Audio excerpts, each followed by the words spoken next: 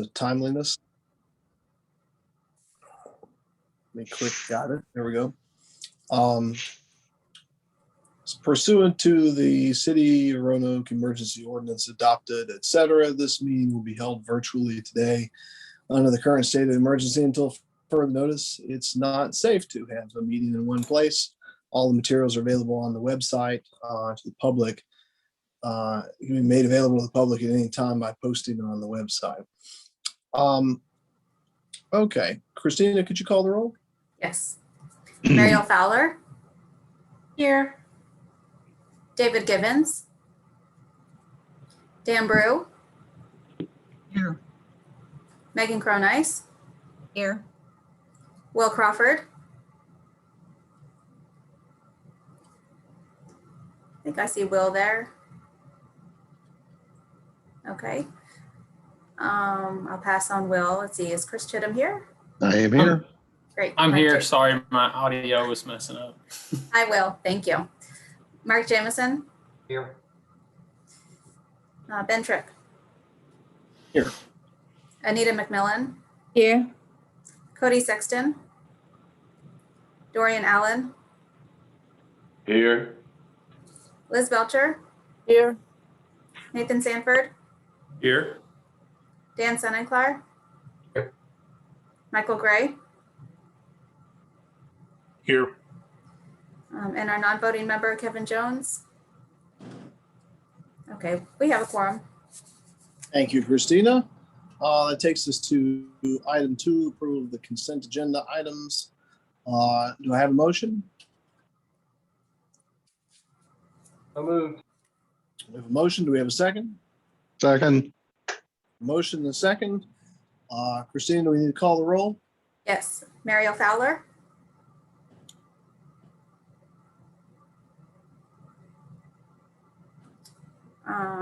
Dan Brew. Yes. Megan Cronice. Yes. Will Crawford. Yes. Chris Chittum. Yes. Mark Jamison. Yes. Ben Tripp. Yes. Anita McMillan. Yes. Dorian Allen. Yes. Liz Belcher. Yes. Nathan Sanford. Yes. Dan Sonnenklar.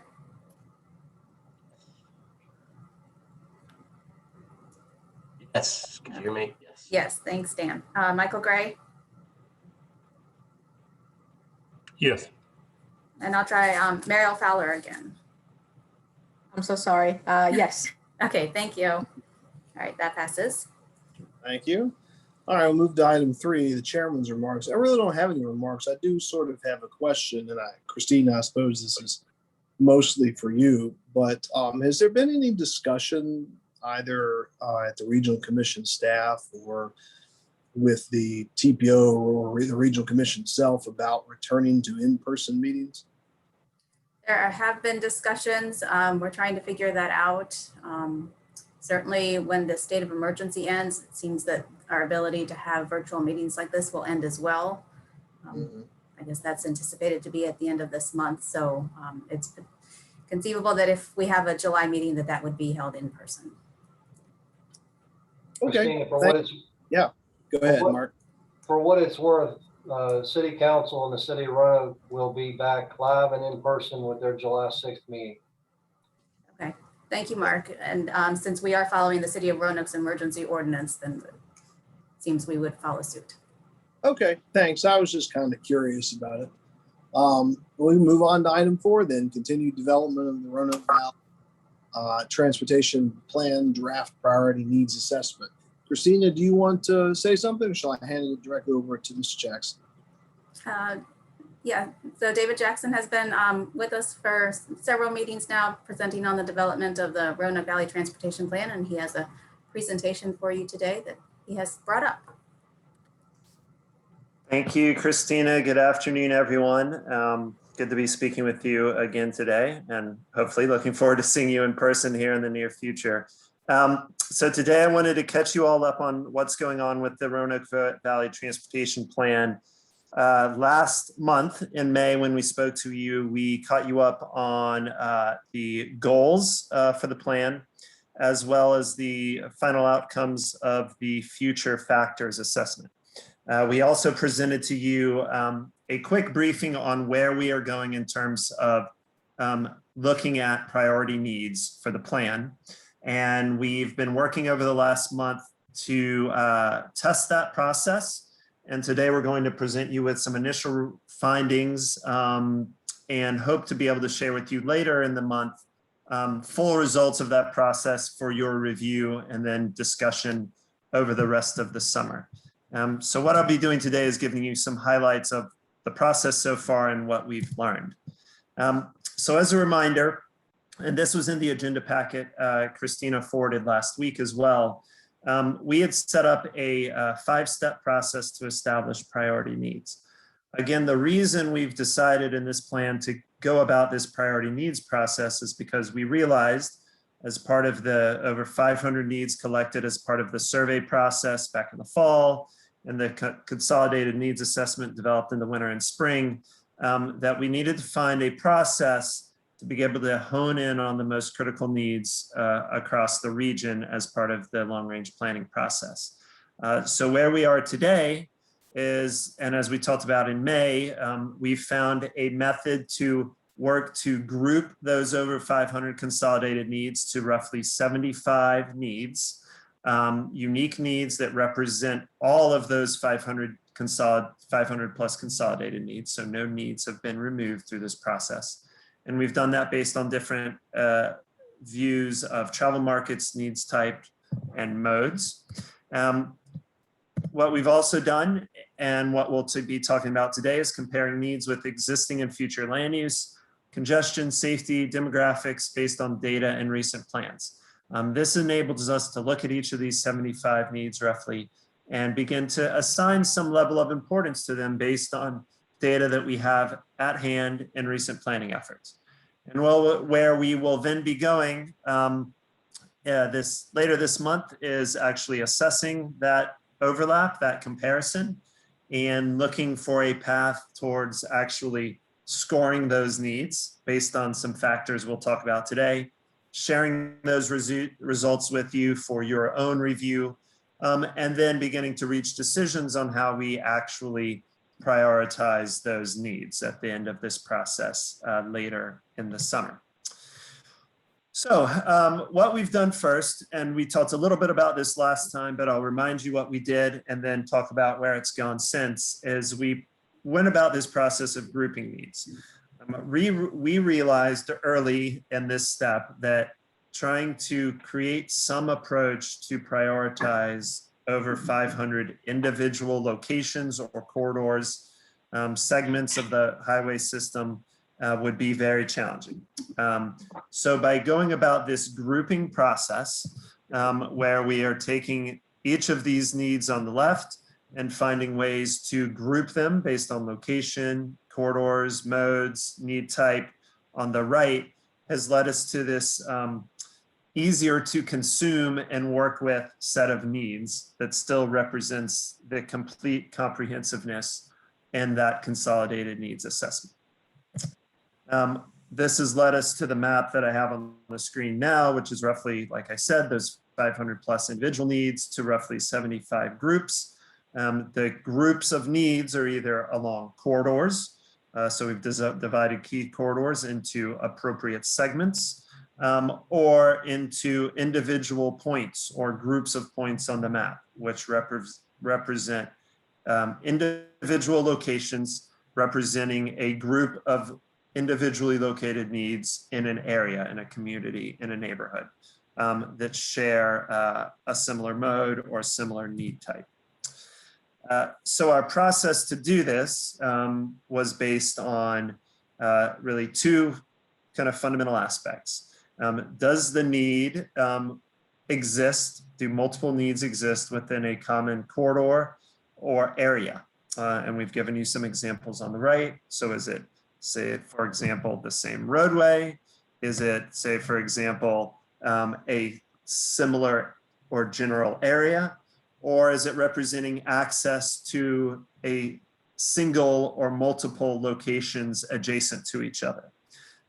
So some of these examples, for example, a lengthy list of individual intersections along Melrose Avenue, where it was identified in the Consolidated Needs Assessment for bike and pedestrian safety and transit access needs. So it makes sense to group those all in a particular single need. For safety and our bicycle and pedestrian access to Valley View Mall, we saw a number of different needs in that area. So it made sense again to treat those all as a common need and evaluate them when we think about priority as a common need. They all work together to address access to a particular destination. And then in terms of a longer corridor, the number of needs along Route 220, looking at all of those individual traffic and safety needs along that corridor and grouping them together to reflect that they are addressing a common travel pattern, common travel volumes, and a particular travel market within that corridor. So the second approach we took was also to look at these needs when we group them based on mode and type. So we grouped by multimodal type needs, so bike, pedestrian, transit, roadway, traffic oriented, delay needs, safety needs, and then specific access related needs. And we did this through simple clustering type analysis using our mapping tools through GIS. And then we refined manually based on our understanding of the region and making sure needs fit into unique communities that we all understand. And the other examples I have, like traffic flow needs within multiple city blocks within downtown Roanoke, bicycle and pedestrian needs throughout Vinton. So you kind of begin to see an example of how we were able to go from over 500 to around 75 of these grouped needs. So that's where we've kind of left it in terms of the grouping process. Now, the grouping process by itself is important, but it really becomes valuable when we begin to think about how to do this comparison analysis. And this is where we are aligning our grouped needs with demographic and system performance data and recent plan outcomes.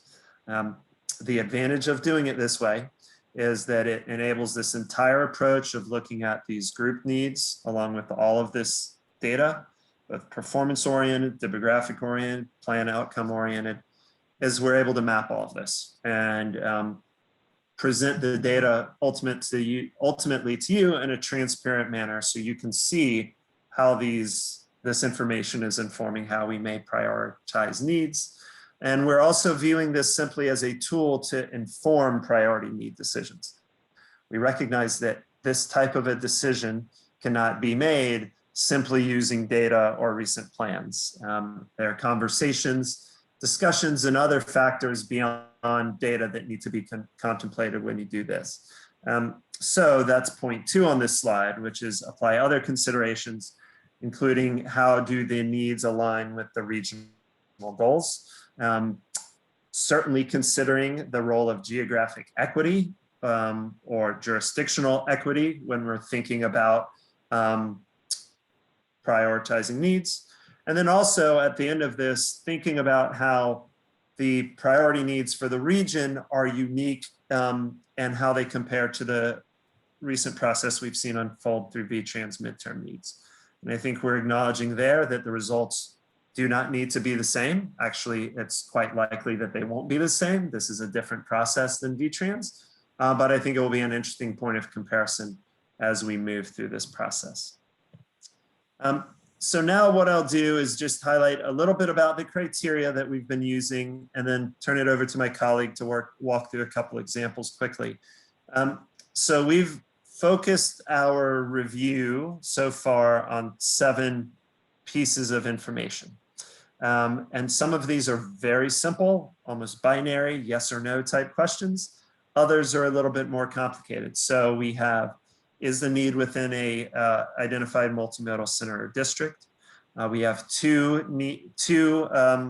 reviews of these criteria related to activity density. When we say activity density, we mean the combination of population and employment density within the need area. And we're looking at both current and future density. And that information is the information drawn from the regional travel demand model that was talked about at the last TTC meeting, and the population and employment forecasts and the baseline information in that model. We also look at person or vehicle throughput, and we're doing that based on a scan of the priority corridors within the congestion management process, and then overlaying that with total travel volume. We're looking at safety, and that's based on information from the Roanoke Valley Regional Transportation Safety Study that VDOT completed recently, which allows us to see information on both highway and bicycle and pedestrian safety issues, hotspots. We're looking at disadvantaged populations. This is pivoting from the recognition when we develop the goals for the plan of the increasing importance of equity in long-range transportation planning. So we're looking at how the need represents a disproportionate impact to disadvantaged populations within the region. And we have some data and tools to do that. And then looking again at, from the economic development study work you all continue to do, does the need serve a future development priority location or need as has been identified through that ongoing work? So by taking this comprehensive approach, we're balancing a lot of different information. We're looking at different modes, different needs types, different data to begin to assess priority. So now I'll turn it over to Sarah Windmiller, a colleague of mine at Cambridge Systematics, to just talk quickly through a couple of examples of how this has been working in practice. Great, thanks, David. Good afternoon, everyone. Yeah, so as David mentioned, we want to walk through a few examples of these criteria so everyone can get an idea of how we're approaching this exercise. This first example is going through the current activity density. This starts with the population and employment data from the traffic analysis zones, or TAZs, for the region. And this data is available for the current density in 2019 through the census, as well as future density 2045 through growth forecasts. And next slide. So once this data is ready to go, we have it into GIS. We apply a 1/8 buffer around each of our need groupings, and this is placed on top of the density. And we apply this buffer so we can capture any of the intersecting or adjacent TAZs instead of just a single line that might be in between two TAZs. And this is essentially going to identify all the impacted area around each of our identified groups. Go next slide. And then the next step of combining those two essentially is calculating this proportional overlap. And this calculates the density within each of our grouping using the underlying TZ data as reference. So a quick example is shown on the map where the dark blue represents higher activity density, where this is shown around and closer to downtown Roanoke. And then the light bluish greenish color represents a lower activity density, which is found as you get farther from the city center. And then pretty much the final step is starting the scoring process. So looking at the full list of densities and assigning some sort of score to it. And this hasn't been completed yet, but we want to first have all the other measures ready to go first before we apply some sort of score. But we do have a few preliminary results for thinking through how we can apply a logical scoring process.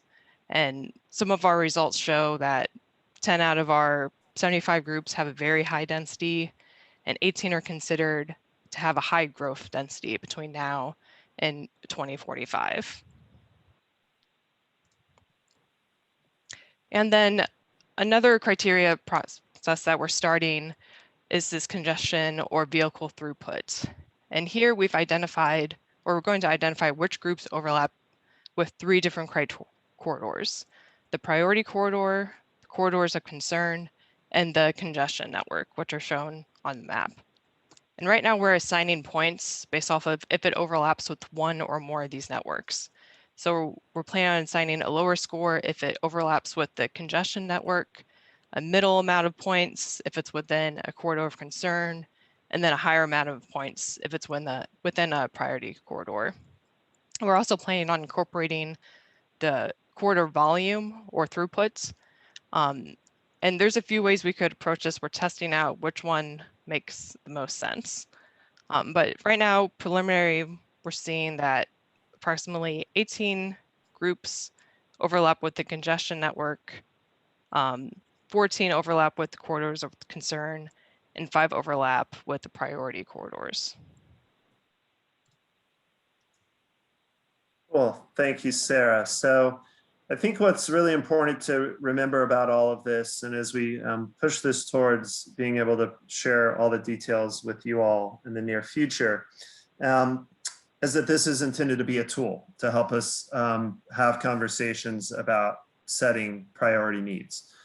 So what we certainly intend to do is when we are able to share the results of this data-driven approach, which we've highlighted the criteria we're going to use earlier, and Sarah walked through a couple of examples.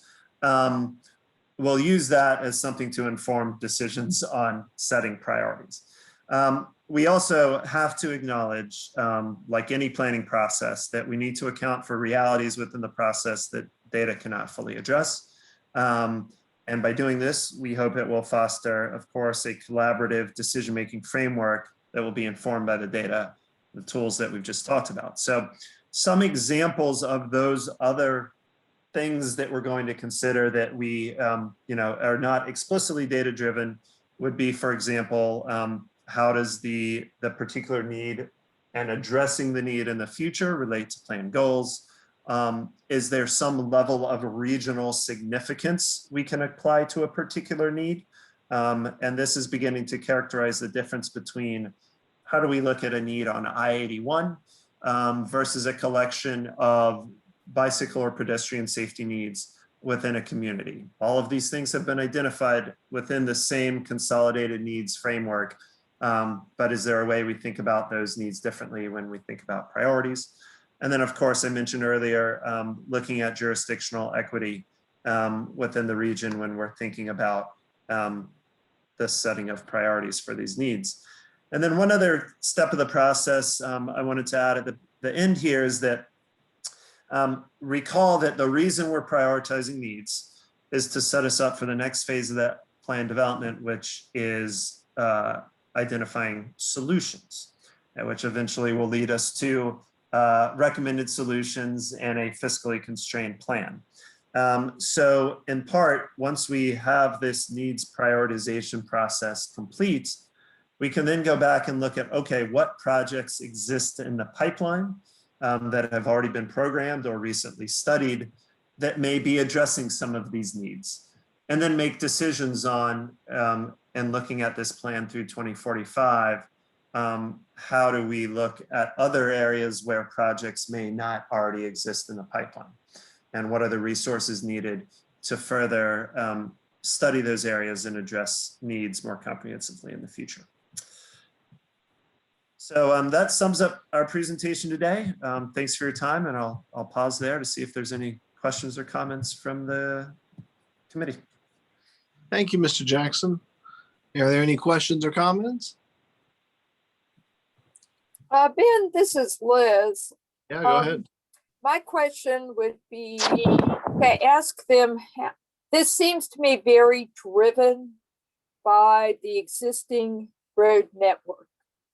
And so my question would be how we are considering things that might not be tied to the existing road network. I think about things like, of course, I-73 or the Eastern Circumferential or Western Circumferential, things that have come up in transportation plans in the past that might not be tied to the needs that they've identified because those are so closely aligned with existing road corridors. Mm-hmm. Great question. So thanks for that question. I think so. Partly that will be addressed somewhat by looking at the future population and employment density. I think to some extent, trying to identify higher growth areas or higher travel demand growth areas might help us address these other corridors that aren't on the map today. So that's one way, kind of indirectly, I think we can deal with it. I think another way that we possibly could think about it would be to the last point I made in the presentation regarding program projects, which might be not necessarily program projects, but historic concepts or other solutions that prior plans have elevated for one reason or another. And thinking about, well, how do those still fit within this definition of needs? Or is there a reason to rethink them or reinvent them moving forward? So I think that's a good place to add. That would probably be towards the end of this process where we're beginning to think about solutions. And we kind of collate that list of those prior concepts and see where they fit relative to the needs that were identified in the prior step. So that's a good question. Thank you. Yeah, this is Michael Gray. Go ahead, Michael. I know we're fairly new with the needs process here in the area, and especially using it to then inform decisions that are made related to the development of the long-range plan.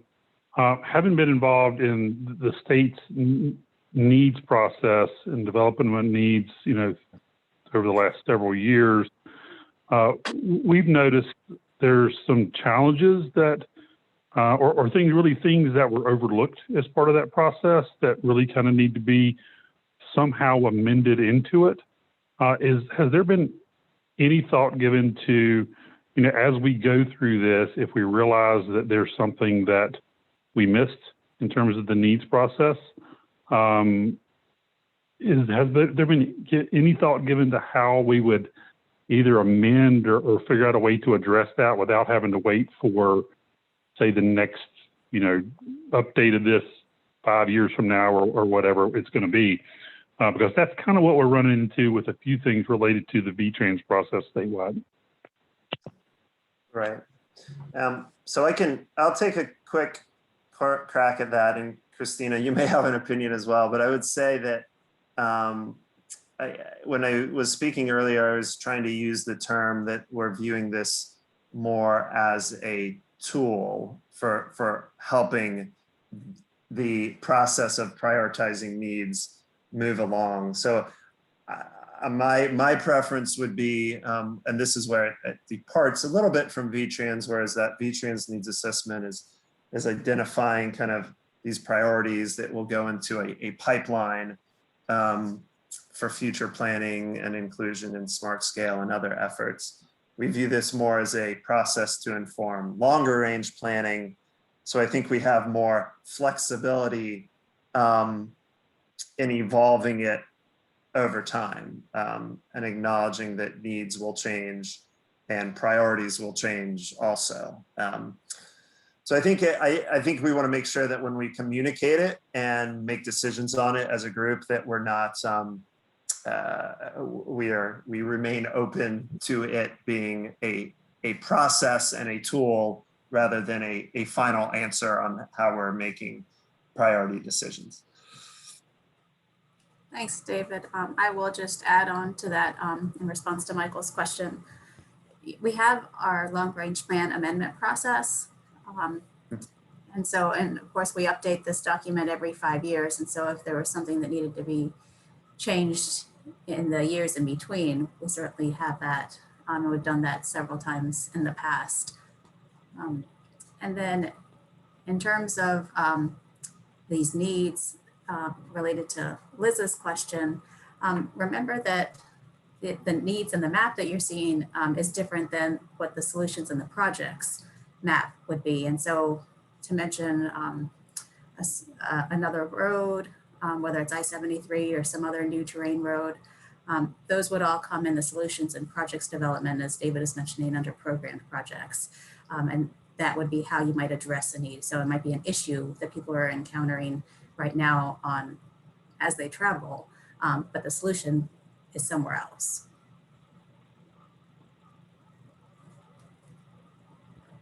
Any other questions or comments? No, this is Michael again. I'll just Okay. add on what Christina was saying, in that's very much how the V-Trans is being addressed in terms of, what a need is and where the location of the solution is. They're not necessarily always going to be at the same spot. You may have a need identified at an intersection, but the solution be, back up the road, I don't know, quarter mile or something like that. So the need and the solution aren't always going to be in the same location. They will sometimes, though.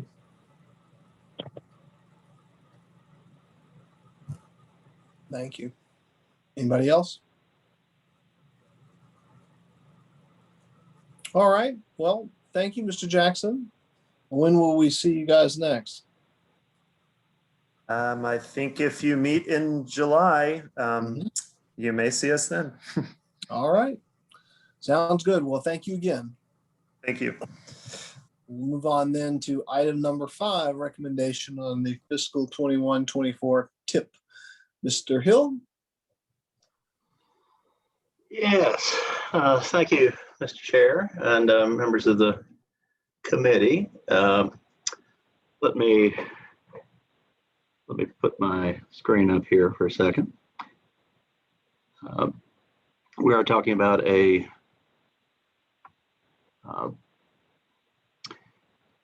amendment here to the TIP. Amendment number 1, and assuming everybody can see my screen here. As we mentioned to you all back in May, as sort of a first glance, this amendment is being brought to you all and the board as a result of Roanoke County's first ever request for 5310 funding to operate its the Cortran service for 1 year. And you'll see the table here. The award was $119,008. And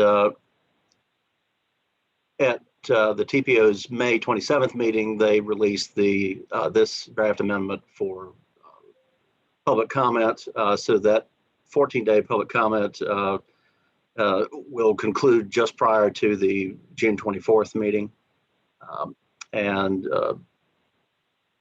Your action for you all today is to recommend, and staff would recommend, a approval of Amendment 1 to the policy board.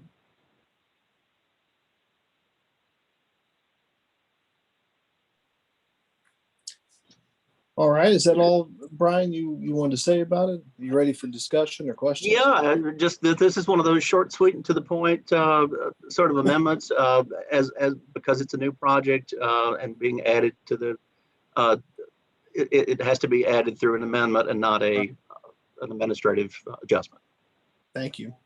Is there any discussion on this item? Hearing none, the chair will entertain a motion.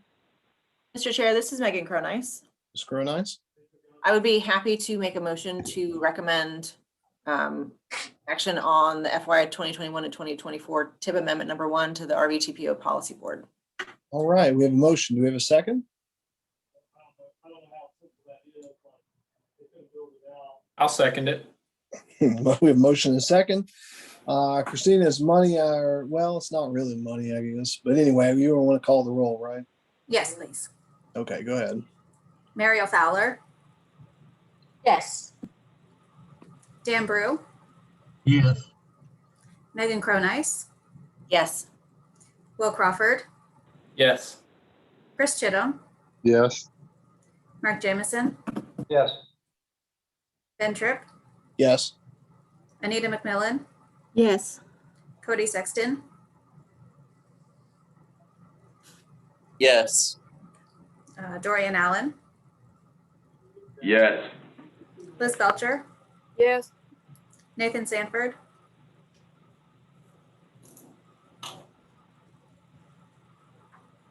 is Nathan Sanford with us still?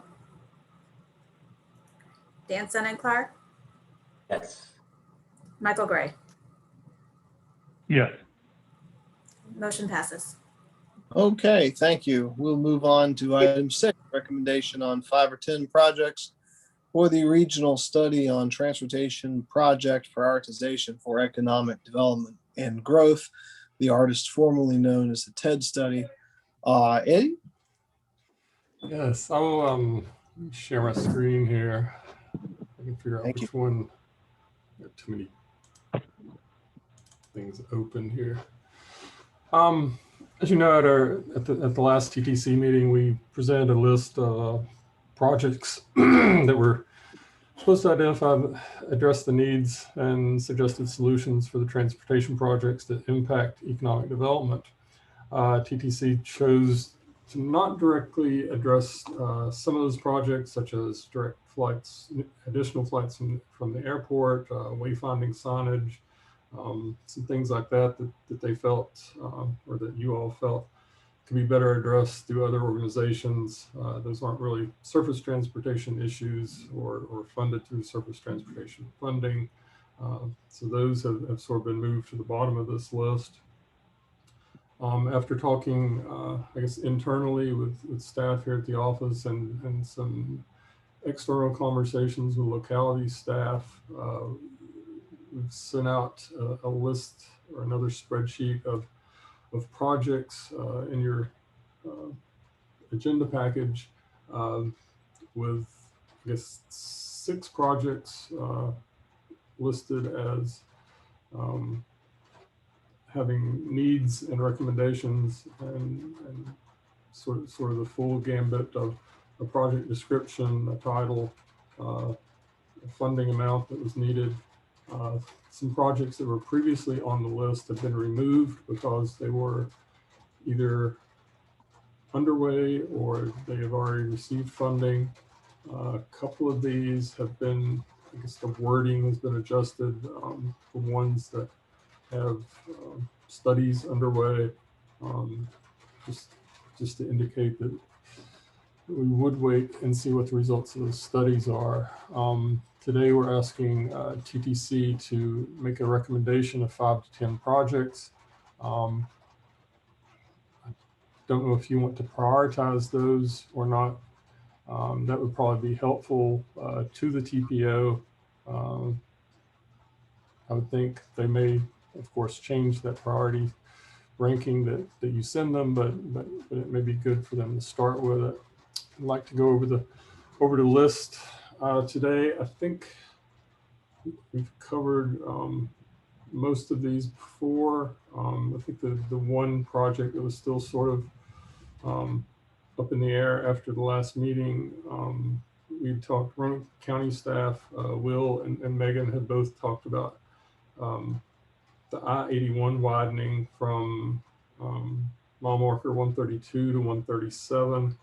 They had talked about expanding that, I guess, project solution to mile marker 128 to 137. I don't think that one made it onto the list yet. We were still sort of discussing that back and forth with emails when I had sent the staff report to Virginia at our office to be sent out before I went out of town. So that one is not on the list, I don't believe.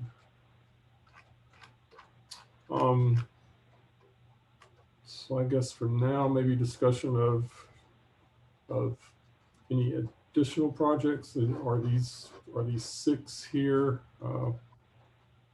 What the TTC prefers? Are there other things farther down the list that need to be listed as priorities and included and sent on to the TPO? Andy, would you like some discussion on it? Yes, please. All right, well, we'll go ahead and open up the floor. Would anybody like to comment on it or express an opinion or have an idea? And this is Liz. I have one you can probably all guess. I look at the list. I don't really have a problem with what's on it. I think we have a lot of congestion things on there and business park things. But if you look at what the region is promoting for economic development, it's greenways.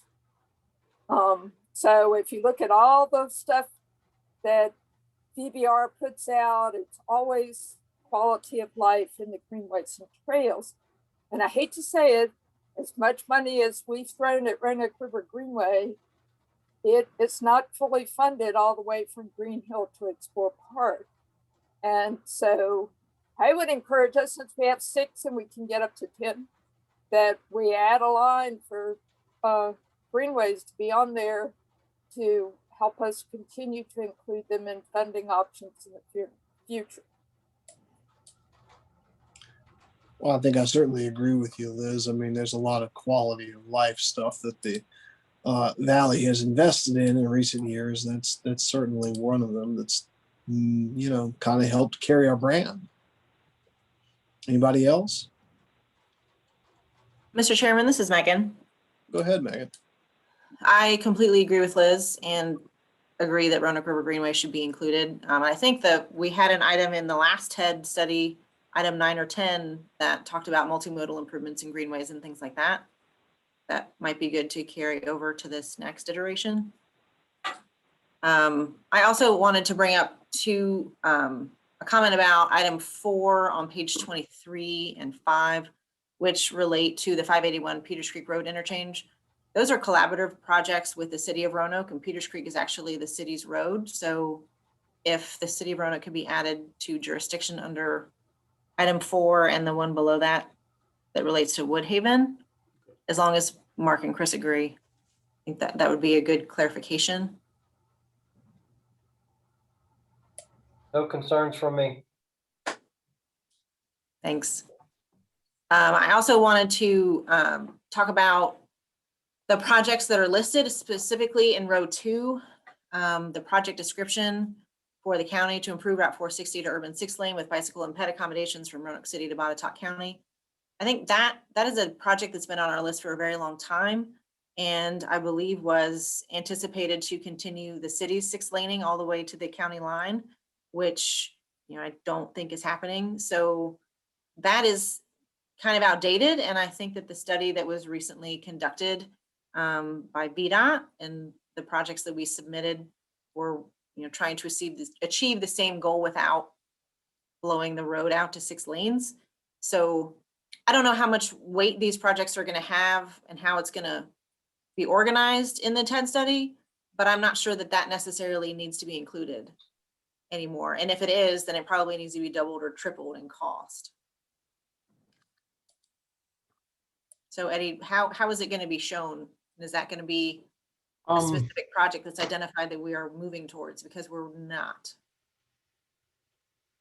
I mean, if the county wants to either remove it or change the scope of the solution. I mean, if the need still exists to improve Orange Avenue 460 from the city limits out to the Botetourt Roanoke County line, and it's not going to be 6 lane, is there something else that you could include, or you can take it out completely? I mean, that would be up to you guys.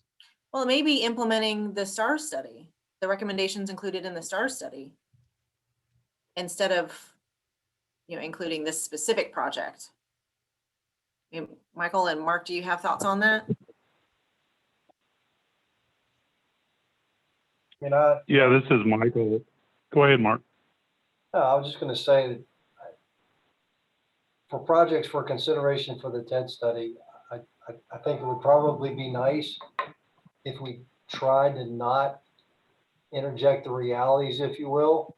But I agree with you, Megan. I mean, that the chances of identifying funding to widen Orange Avenue to 6 lanes from 11th Street in the city all the way into Botetourt and Bedford counties is probably not realistic. So I'm not sure how to best capture that in the TED study. Michael, maybe you have a solution for that. Well, yeah, I guess what I was thinking was try to keep it a little more just general and, you know, talk about the desire to make congestion and operational improvements along, you know, Orange Avenue, Sure. which would not necessarily leave you with a cost estimate on the other side, because that's going to vary on how you do it. But that would leave the door open to, you know, if there was ever a pot of money that fell from the sky that allowed you to do widening, you know, it would allow you to do that. It would also capture anything like, you know, some of these smaller things that we just did through STARS study. So that would be my thought. I don't know that that really works, but, you know, it's more of almost a one-liner that catches, you know, almost as a catch-all to what the projects could be through there. But that again, it's not going out and identifying, you know, widening 6-lane and then a cost associated with it. So, but I would agree, if you're going to leave that cost would have to go way up. I mean, that seems like a reasonable approach to me, Michael. I think obviously we have some funds to do some of these alternative intersection configurations. And over the long term, which is the TED study supposed to be for, I think we're going to start to gain some sense of how effective those revised intersection configurations are going to work. And there may be some other things that come out of it. I certainly, Eddie, would suggest that we include the Orange Avenue 581 interchange and the section between Williamson Road and Gus Nix for some level of improvement as well. I think certainly the STARS study recognized that. And as we come out of the STARS study for the interchange with 581, we're going to have more projects that come out of there. So we need to hit that pretty hard, I think. Yeah, I'd support that as well. So Eddie, do you have enough from us for 460? Yes, edits? yes, I think so. Yes. Okay. I had a similar go ahead, Mark. No, I was just going to say that if I understood the V-Trans needs presentation, if you looked at, you know, 460 and actually the section of 81 between Roanoke and Botetourt, I think those both showed up as pretty significant priority needs. So if, you know, seems like those would be great candidates as well.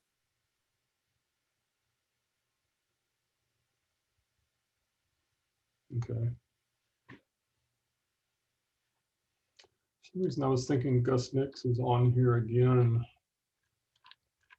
Well, but that's kind of the same thing, Eddie. The number one, the project identified as number one is the widening to 6 lanes. And I think certainly we stepped back and suggested that we go with the recommendations from the STAR study. It was not funded.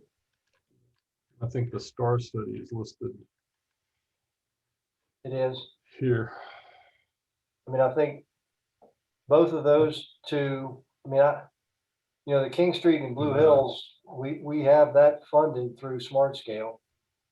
The one where your cursor is now, the Orange Avenue interchange STAR study, my opinion is that definitely needs to go into the top 10.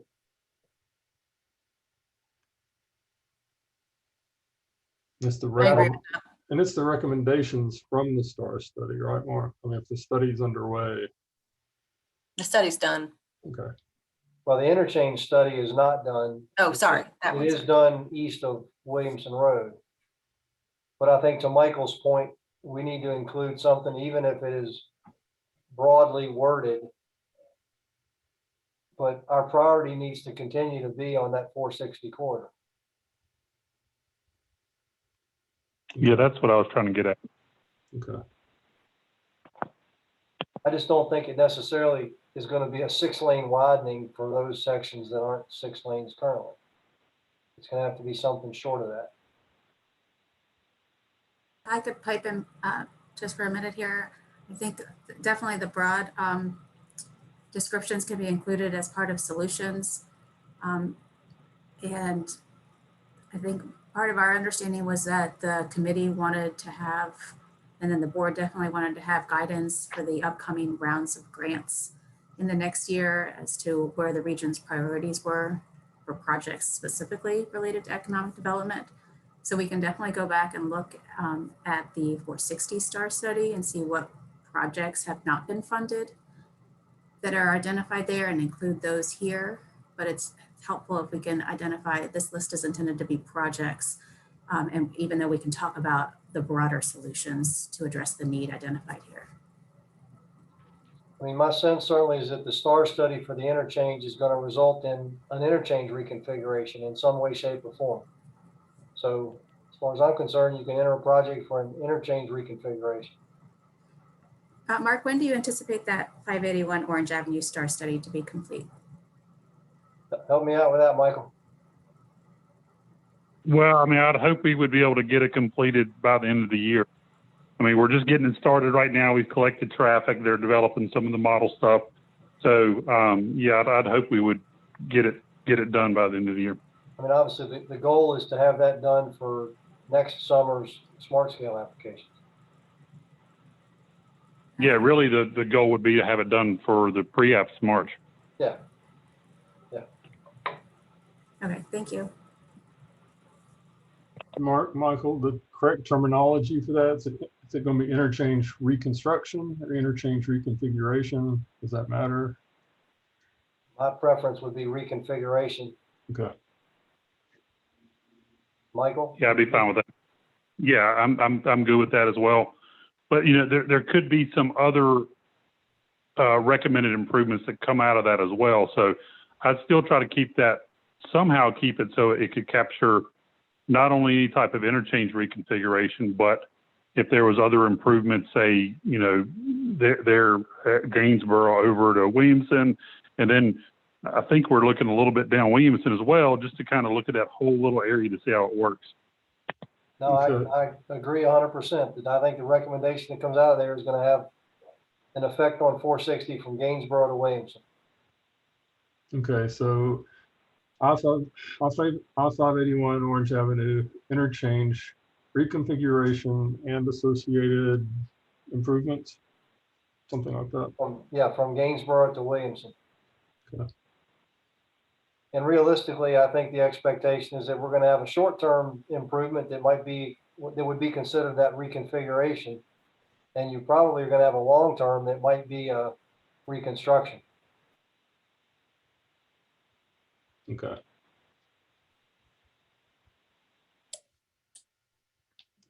And all of those ultimately could be grant applications sometime in the next 3 to 5 year time period, probably. Could be. Okay. Yes. Okay.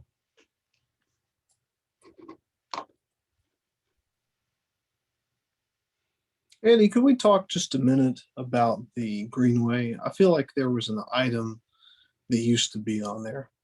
Yeah, Or maybe it's further down the list. there was on the list from last month, there was also a page that had the listing of identified priorities from the 2018 study. One of those priorities was something along the lines of completion of the Greenway network and other pedestrian improvements. I think with this, Greenways didn't come up as a need when we were talking with the sort of economic development folks. I mean, I think they all realized that, you know, that is a quality of life, the transportation. You know, it's a good advertising tool for bringing businesses and employees to the community, but nothing specific came up.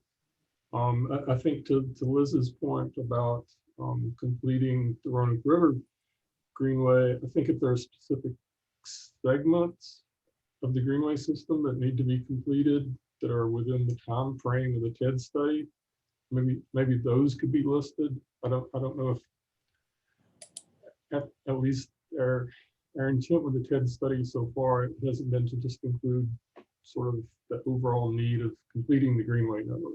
It's, you know, if that's identified as the need, you know, can we have some project descriptions and cost estimates and specific segments and things like that? Because I know almost all the localities represented here on the TTC have some section of Greenway that they would probably like to do in the next 3 to 5 years.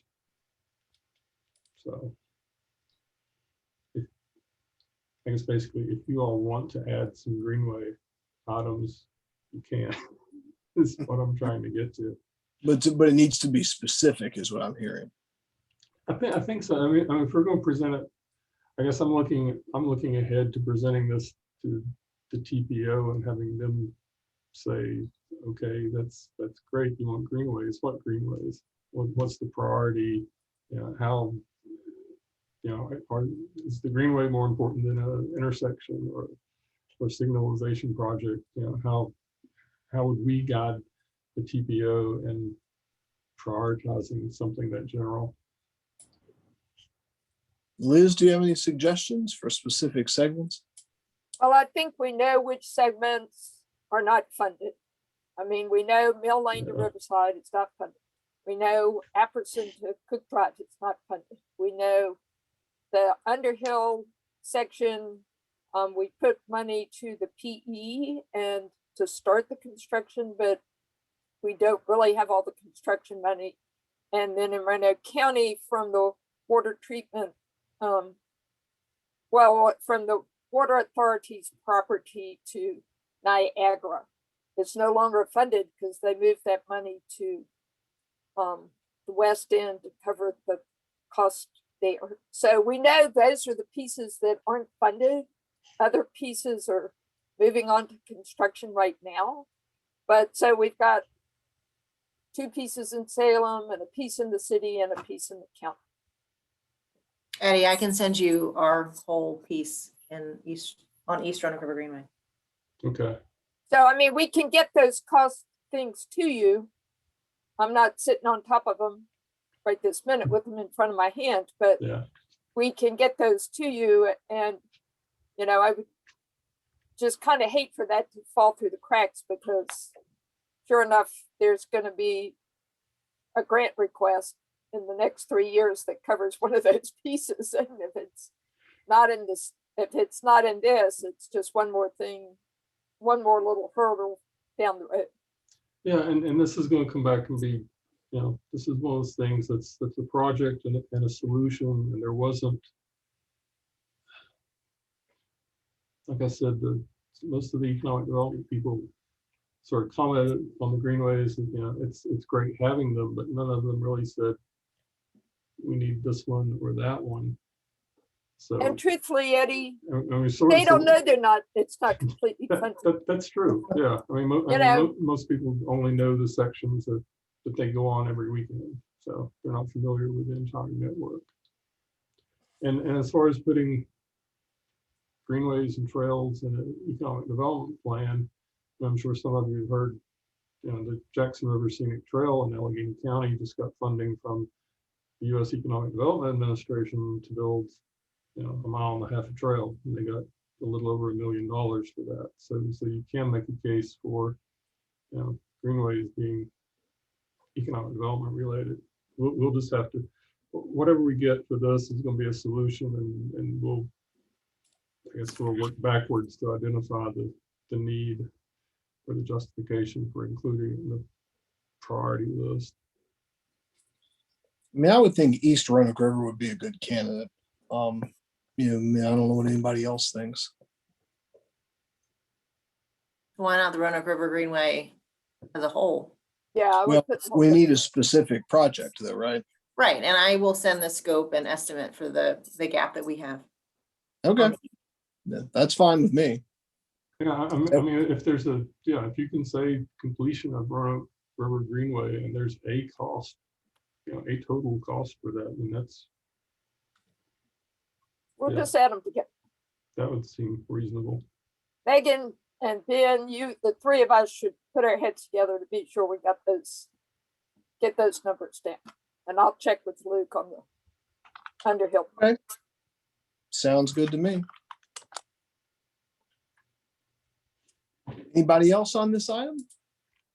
Can we go back to page 23, please? Want to talk about item 6, 419. We have kind of the same issue with the project description here, that it is a bit outdated. And while we have been successful at obtaining funding to improve electric between Starkey and 220, I don't anticipate 6 laning between Starkey and 221. So this is kind of the same issue that we have with 460, that this is kind of an outdated project. When Eddie, I did send you an email, I guess before you were on vacation, about specific locations on 419 that we'd like to look at if we cannot be generic about 419, since there are so many needs on the corridor. And those locations correspond with VTrans priority 1 needs at several intersections.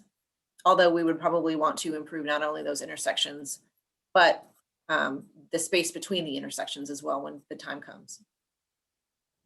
Okay. I guess our question on that would sort of be similar to the Greenway one. Is there some way we can get a cost estimate on each piece of that, or are you far enough along to know what those cost estimates We are? definitely don't have any costs for that yet. Okay. And I guess that's the other thing, as we're thinking about this, I mean, we should try to emphasize that, you know, this is for upcoming grant applications. But if you don't have cost right now, you know, you may have, I mean, like Mark and Michael were saying, you may have a cost by the time the next application cycle comes around, or the application cycle after that. And how do we indicate that these are a priority, even if you don't have a cost? I mean, we can list them. Well, we are, on 419, VDOT is helping us out with a study in the Oak Grove area. So we anticipate having some projects with costs in the near future. Okay. We don't have them yet. Okay. But I think I hear complaints about 419 all the time from across the valley, not just from people who live and work in the county. So I know 419 is an issue that needs to be addressed, and we're doing our best in the Tanglewood area, but we don't have specific projects and costs identified for the remainder yet. So we're working on it, but I don't have a cost today. Okay. But it'll be the focus of the next few rounds of smart scale applications from the county perspective, I anticipate. Okay. The other thing I would mention, Eddie, is that I think it's not helpful when an item like number 5 has a cost estimate that goes down to $883, 11 million. You know, I think that it would be helpful for all the cost estimates to be rounded off to 3 zeros, because all of us who are dealing with costs right now know they've gone through the roof. And something that's as precise as 11,023,883, it's not realistic. Yeah, I'm assuming that came from the previous smart scale application, maybe. But yeah, I understand what you're saying. That level of significance on the numbers is not realistic, really, at this point, or at this stage of planning. Yeah, and I'll just second that. I mean, we were just having a discussion about cost estimates to some of our existing projects, and then the volatility of some of the things that go into constructing the project. You know, so I don't think from this perspective we need to go down to that level of detail. Yeah, I think we're probably in the $100,000 level of detail at this point. So. Okay, Eddie, the last comment that I had is on page 25. It's item number 5 under priority ED needs currently being addressed with funded projects. It's Valley Point Parkway.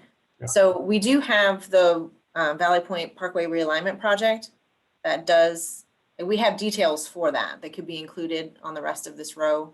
Okay. So if you need more information on that or want me to send you what needs to go in each cell, I can do that. But that's the approved smart scale project from this last round. Yeah, I mean, that would be good to have. I mean, because eventually we're going to get, when we get through this project list, there is going to be a document or something similar to a plan that goes with the TED study. So yeah, it would be good to to have as much data as we can for each of Sure, these I'll items. send you those details. And Megan, I guess we didn't officially make a decision if we wanted. We want to. Does the county want to include the I-81 widening from 128 to 137? I mean, that was sort of left over from the previous TED study, and we talked about it last month and talked with you and Will about it a little bit. It's not on this list, but we want to include that. So I think our perspective is that's the only section that's not being widened to 6 lanes. Okay. So it would be good to keep it on a list, as I think it's still going to be a need at some point, but I don't think it needs to go in the top 10. Okay. So I think where you had it referenced on the document you sent us, it was kind of in bullet points underneath the top 10 list. Yeah. And I think it would be fine to stay there, but we just don't want it to get forgotten. Okay. Because it's the last piece that won't be widened, and there's still issues there too. Okay. They're just not as, high priority as all the other pieces that we do have funded. Okay, and it can be. I mean, it can obviously still be included in the full long range plan. Even wherever it's placed in the TED study, there's I mean, it's not only an economic development issue. It's a safety and congestion and travel time and everything else issue. So it can be included, hopefully, in the long range plan. But, okay, we'll put it somewhere here in the text. When I drive it, it's still very congested. I mean, it's not like traffic just opens up once you hit 137 southbound. Yeah, it's not dependable. I was having a conversation with somebody here at the office the other day, and I commented that I never drive 81 anymore. I always go 460, so I wasn't sure how congested it was. So, but that's why. So do we have a list of? Michael, go ahead. Sorry. Yeah, and I kind of going back to the way we handled the Greenway. It's kind of like we handled the Greenway. Roanoke River Greenway was we have multiple projects left to complete, but is it my understanding we're going to kind of lump those into one overall cost? Is that what we were doing with that? Yes. So I guess if we're looking at that way, do we then turn around and look at, say, the 460, the 419, the 81, the 220 in a similar vein? Michael, I mean, if we start to get into lumping projects together, it's going to be less effective to actually applying funding to a project. So I would think of it in terms of UPC code. And if a grouping of projects would actually fall under one UPC, then that would make sense because it would be applied for together in one application for smart scale, for instance. But otherwise, we have the concurrent long range plan process going on, and all of these projects, not just the ones for the next cycle, will be considered as part of the long range plan development. And that will be useful for the next 3 or so cycles. So are we saying this document's only going to be useful for this next cycle? That was our understanding, is that the committee wanted this done this summer in order to guide the decisions that will be placed in terms of what projects are going to be applied for in the fall and where STBG funding in particular could be conditionally committed.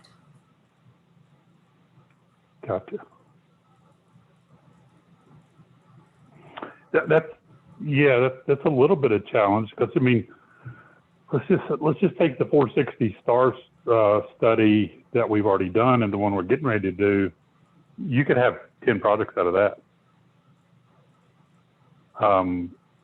Because we just submitted, what was it, 6 or 7? I forgot. How many did we submit this last round of just that corridor? Yeah, so I guess I'm trying to better understand kind of the purpose of this. And then, if we did 419, say the same way, that could be, it could be, I don't know, it could be 10 projects there. You just don't know. So, I mean, I guess then for us to try to go 5 to 10 and then pick which ones we're going to do out of those, knowing that right now we don't know some of the answers because they're being studied, it's it's a little bit of a hard lift to do this. Yeah. I think the example of the 581 Orange Avenue interchange, it's kind of like what came out of the 460 STAR study last time, where the study was ongoing while the application cycles were getting started, but it still was done in time to identify the projects and get conditionally committed STBG funding on it for the smart scale cycle. And so it sounds like the timing of this STAR study for 581 Orange Avenue is the same. So I think identifying a project like that and getting that on people's radars and getting that support for it is helpful at this point, given that sometime over the next year, the policy board could be conditionally committing STBG money towards that. So if there are other projects like that, it's helpful to have it on this list.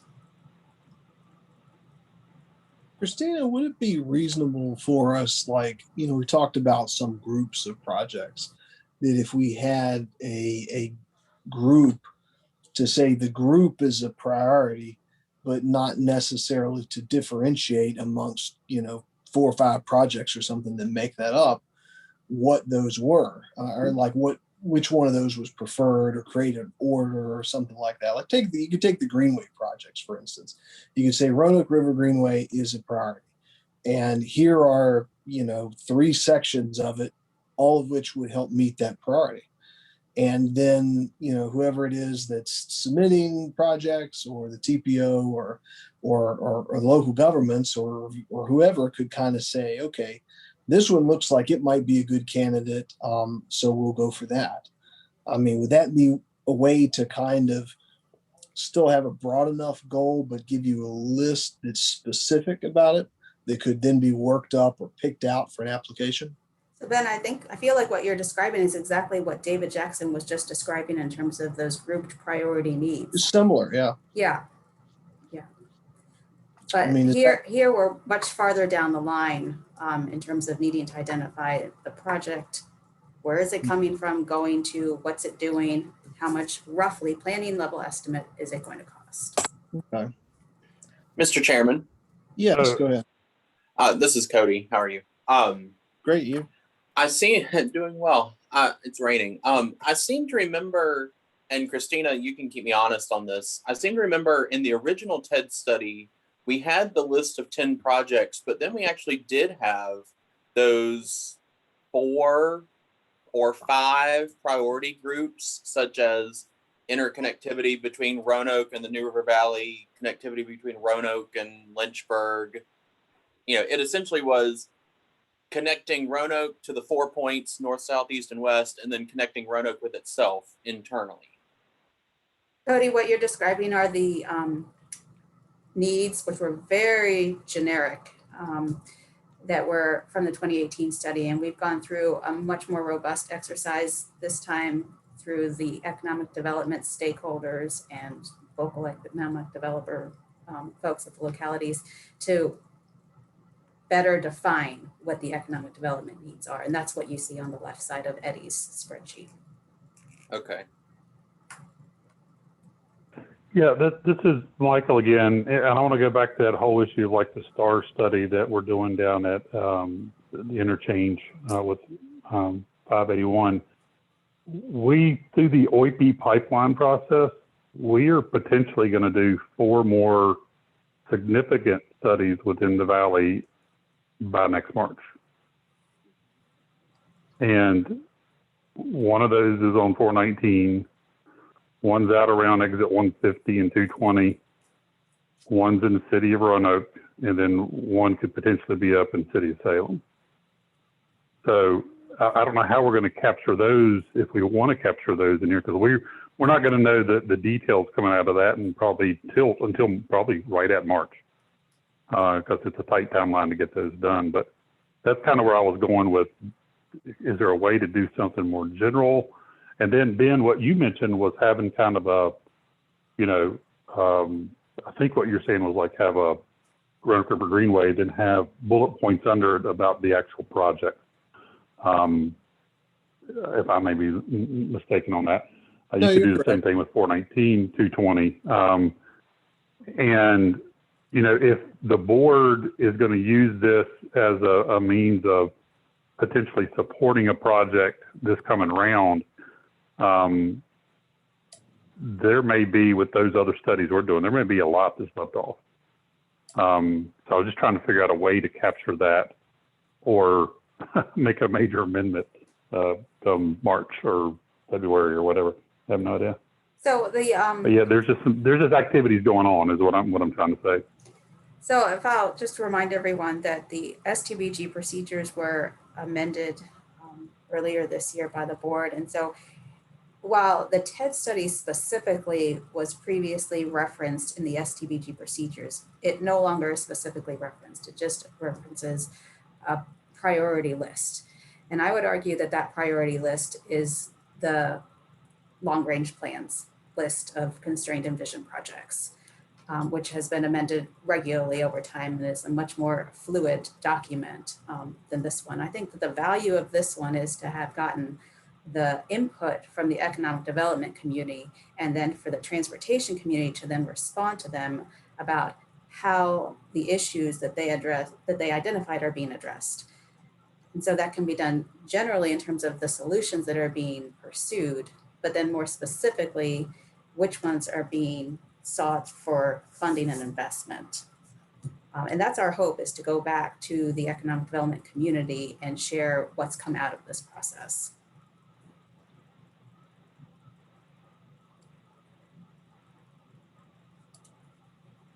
Well, Christina, just thinking about time here, is this something that we need to recommend and deal with this month?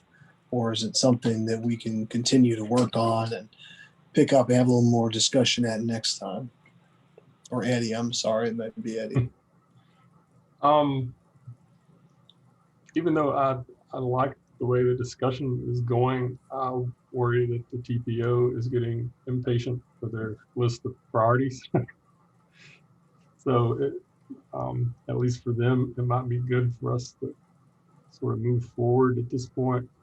I understand what Michael's saying about the additional studies, and the timing on this hasn't been great, I think. We have some other things going on with the SEDS document and other economic development things, and you guys have a long-range plan going on that this is supposed to feed into, and sort of my impression is the TPO's sort of expecting a priority list that they can use in August or September. So I'm not sure how much more time we can spend on it, although it sounds like there's quite a bit of additional information that we need to include following today's discussion. Christina, what's your opinion on schedule and TPO's need?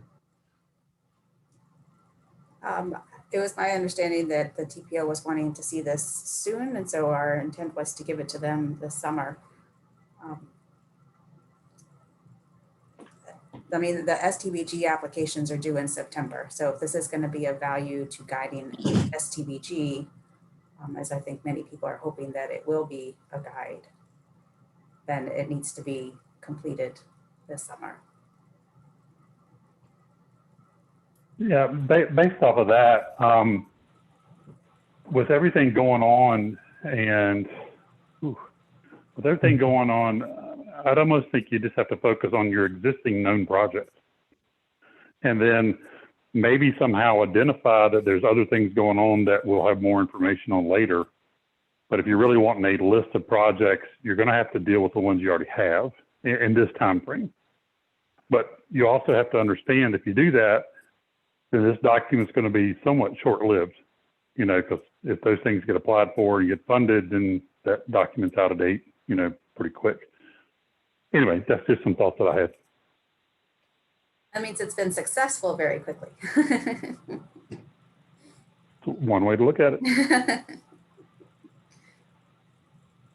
All right, So we if got, Eddie were to revise this based on our input today, can we approve it in July? And would that work from a time standpoint? It could. I mean, if they're really just looking for, if TPO is really just looking for, a list of recommended projects from the TTC, I would guess getting that in August would work for them. They would probably be happier if they had it, you know, tomorrow, but I don't want to rush the decision-making process. I mean, just based on what we've discussed today, yeah, there's obviously some changes that need to be made.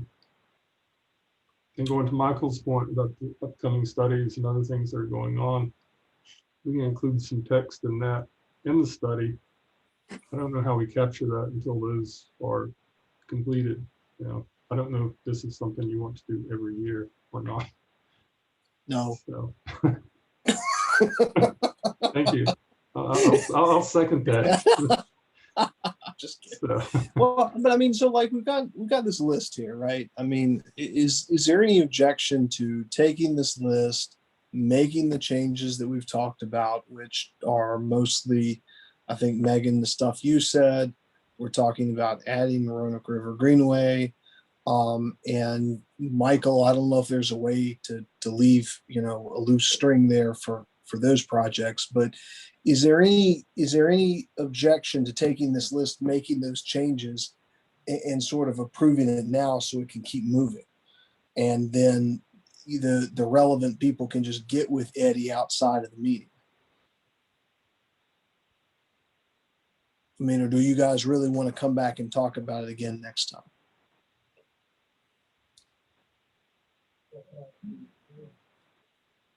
Yeah, I mean, if you see it at next month's TTC meeting, which, if I understand correctly, is an early meeting, it'll be the first week of July. I mean, that's still fairly early in the summer. And honestly, we still have to, at least I still have to put a document together. So it's not like it would be finished today anyway. Any opinions from the committee?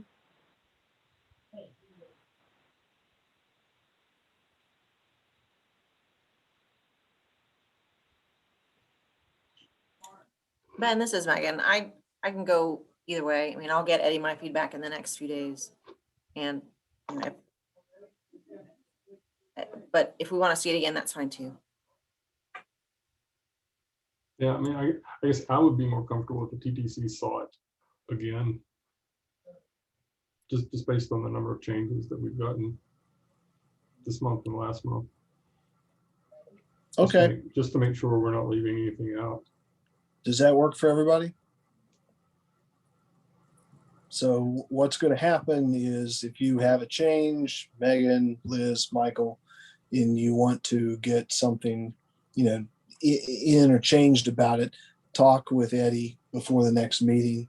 We will come prepared to vote on the list at that meeting. Does that work for everybody? Yes. Thank you. Okay. Yeah, right. sure. We scroll back up here to get to the agenda.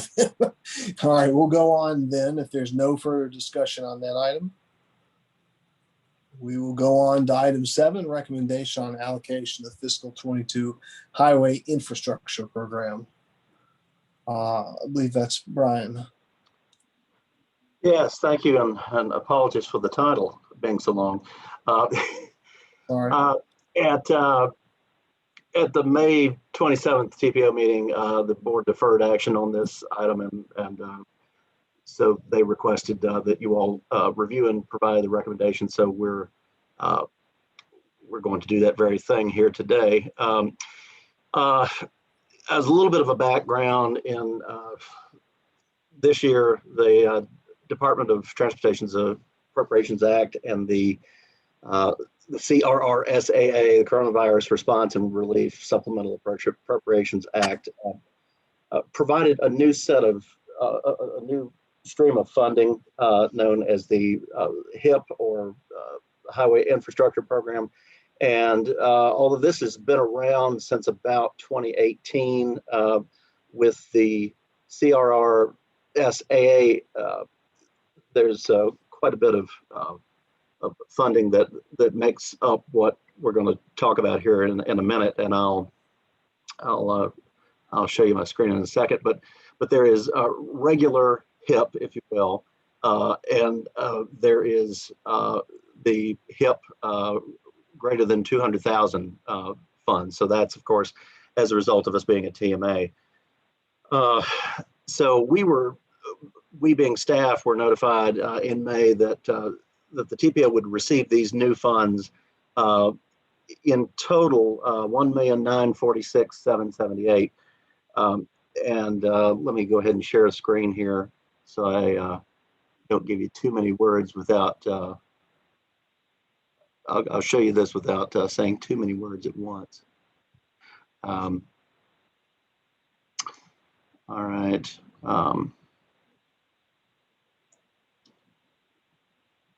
Well, let's try that again. Okay.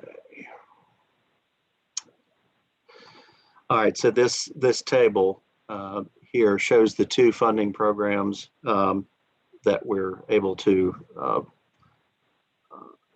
draw from here in 2021. So the HIP greater than 200K, $297,071.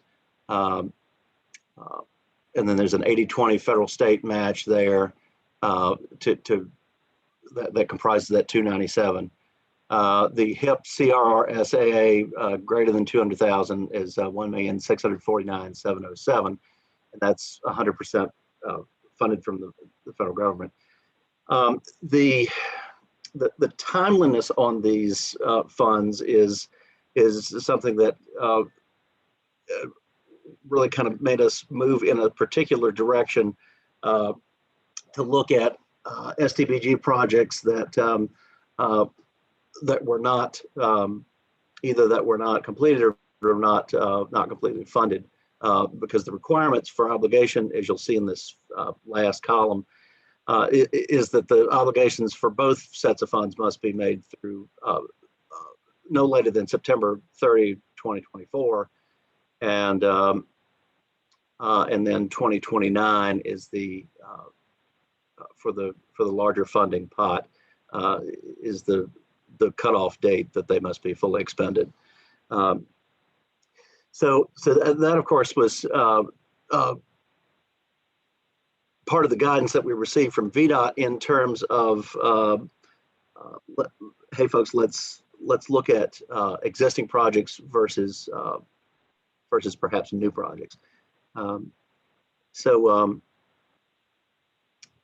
Let me talk a little bit about eligibility, and that kind of had a spoiler alert there by telling you STBG projects, because in eligibility under number 1 for both that you see here for both HIP 200K and the CRRSAA 200K, eligible activities under 23 USC 133B. Well, that's just that's just a long-winded way of saying STBG. So the activities under STBG are permitted for both of these. The HIP 200K number 2 there talks about charging infrastructure. That's another eligible use. And then, as you might imagine, with this being coronavirus funds, there's a number 2 for it. So any preventive maintenance, operations personnel, salaries, so that sort of thing, funding could be used for that, for those activities. Again, the timeliness of the obligations and the expenditures being what they are for this program, we wanted to look at things, the projects that if given money could start earlier, or there was a desire on the part of the locality to start earlier. So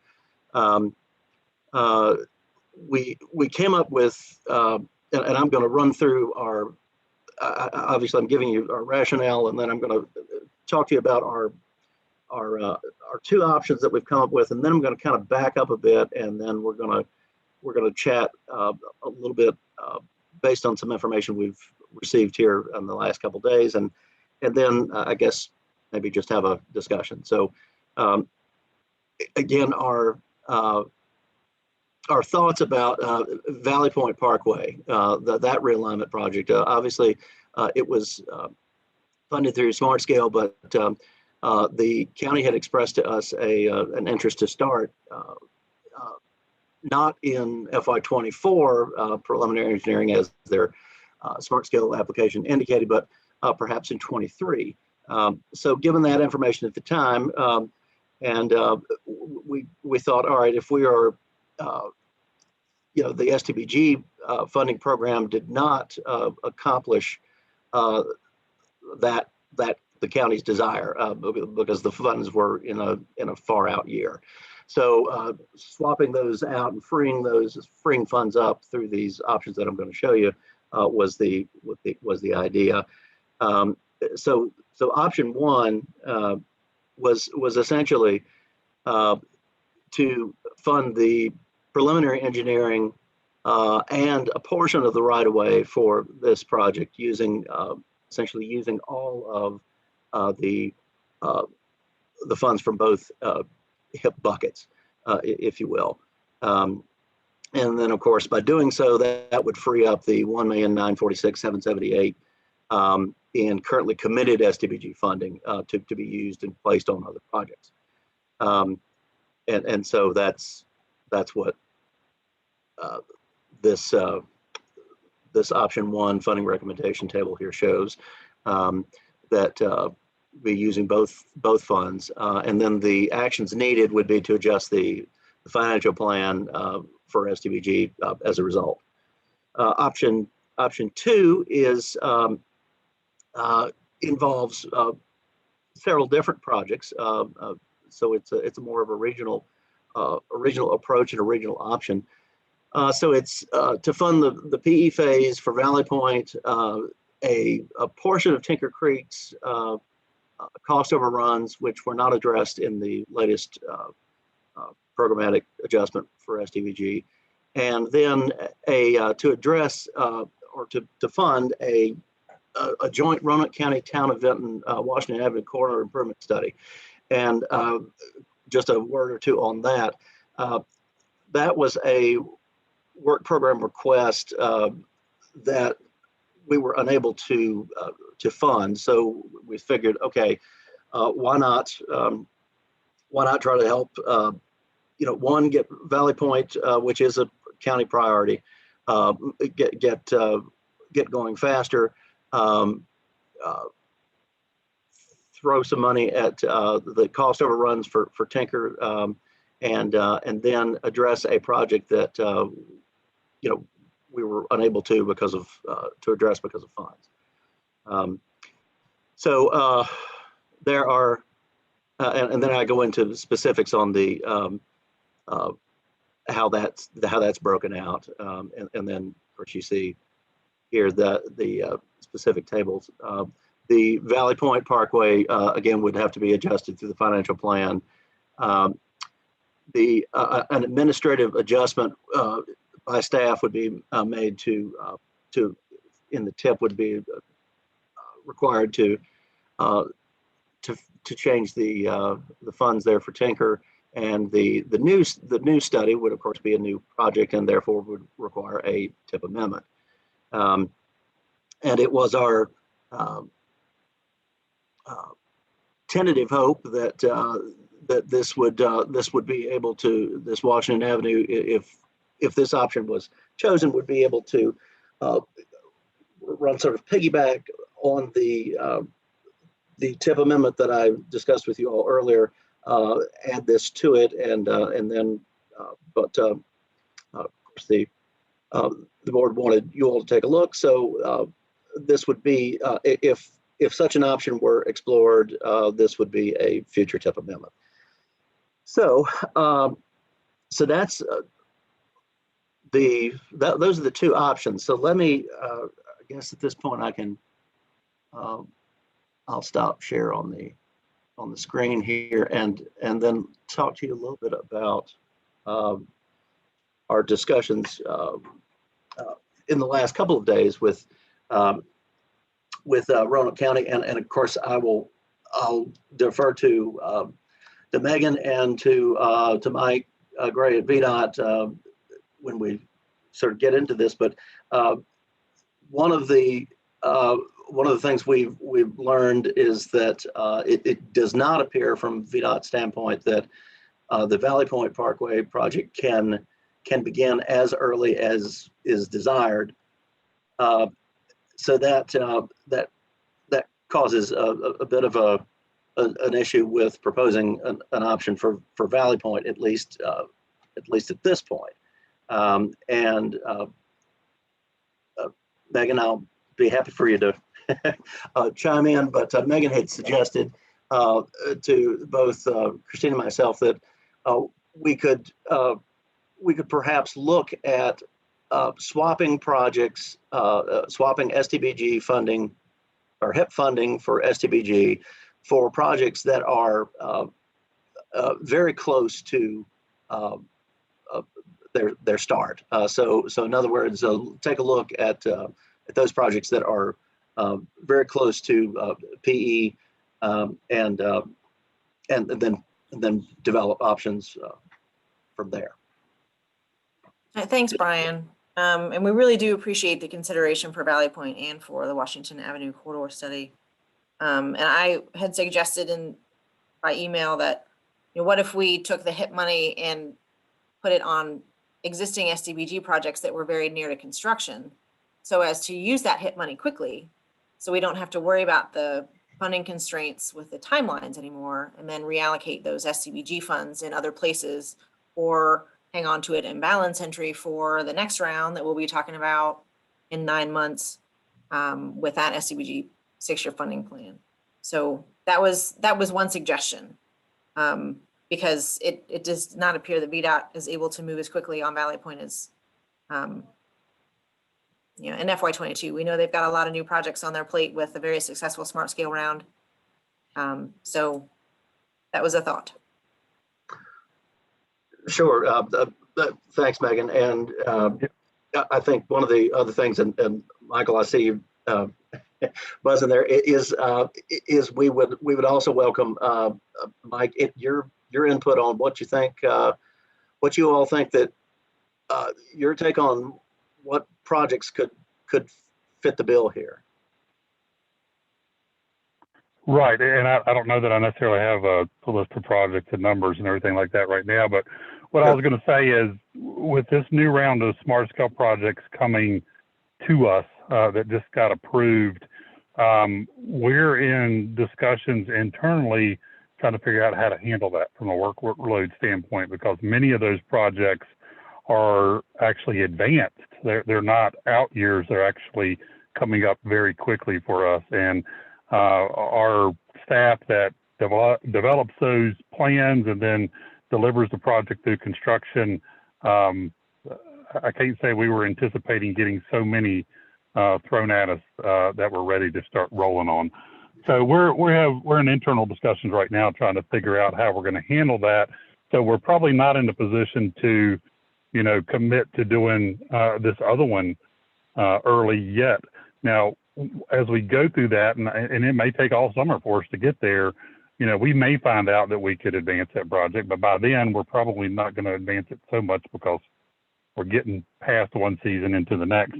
But the one thing I did want to mention, though, is if everybody will recall, back last fall, we approved the 6-year program, the STB 6-year program. And then as we went into the development of this one that we just approved, our tentative allocations that came through VDOT, and I provided to staff there back in, I forgot which month it was, February, March or something like that. We lost quite a bit of money, and I can't remember what it was. I don't have it in front of me. I'm actually in the car. $3-some million, three or four, I can't remember. It was right around there somewhere. We lost that much in terms of allocations over a 6-year period. But then right before we had our May meeting, I got some final numbers there that actually showed us getting a portion of that back. I think it was around $2 million back. So we were still, in my mind, we were short, almost 2 million, I think under 2 million, but we were short compared to where we were when we approved the plan back last November. So in our mind, in VDOT, when Jay and Anthony and I discussed this, we were thinking that once the HIP money came along, it would actually put us back in the situation, or put the TPO back in the situation where you were about even with where you were last year. And maybe the first order of business would be, could we go back and look at last year's plan and just try to use this money to help shore it back up? But as part of that, if you want to, discuss other things like potentially advancing a project, that's fine. If you want to try to address some of these, well, I'll say it's fine, but we're not going to have an answer today.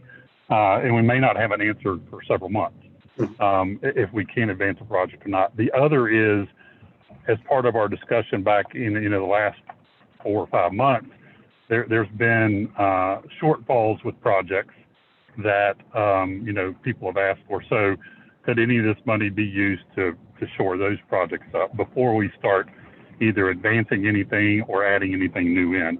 That would be our recommendation, and we'll be glad to work with y'all through that. But I just don't know that we're in a position to help make any recommendation today. Thank you, Michael. And I Mr. Chair, I agree with Michael. I don't feel comfortable doing that as well. In fact, I would, I guess, sort of first blush here, staff would probably request at this point, if the board or the committee's thoughts on what Michael just said, and that is, what if we came back to you next month and at least as one scenario just showed you what that infusion of nearly 2 million, coupled with what Michael said that they were able to recapture, what that would look like, and how possibly that could be distributed. Is everybody good with that? Good with that. Do you need a motion and a vote on item 7? I don't think we need a motion if Okay. we're going to continue it. I'm not sure we even have a quorum still here. We just lost question. another one. So Brian, I'm looking at our last STBG thing, and I'm kind of thinking, if we can take some of the money that we had out in 26 and 27, which we had stretched out because of the shortfall we ended up with, and do as Michael said, and go ahead and kind of move that money around a little bit, then that might give us some money to allocate with STBG applications, whereas at one point we weren't going to have it. So I can see that it's going to take a little bit of juggling, and I think it involves locality people as well as VDOT people to say, yes, we can move this project forward faster if we have the money earlier, stuff like that. Well, and Liz, you make a good point. I'm thinking again, sort of off the top of my head here, what would if we were to send out, like, say, an email or a maybe just a little survey form where folks from localities and other agencies could tell us their availability in terms of when they think they're going to start, and then we get that list, and then kind of and then work from there. The obviously the earliest getting the priority in terms of being looked at for having money placed on it.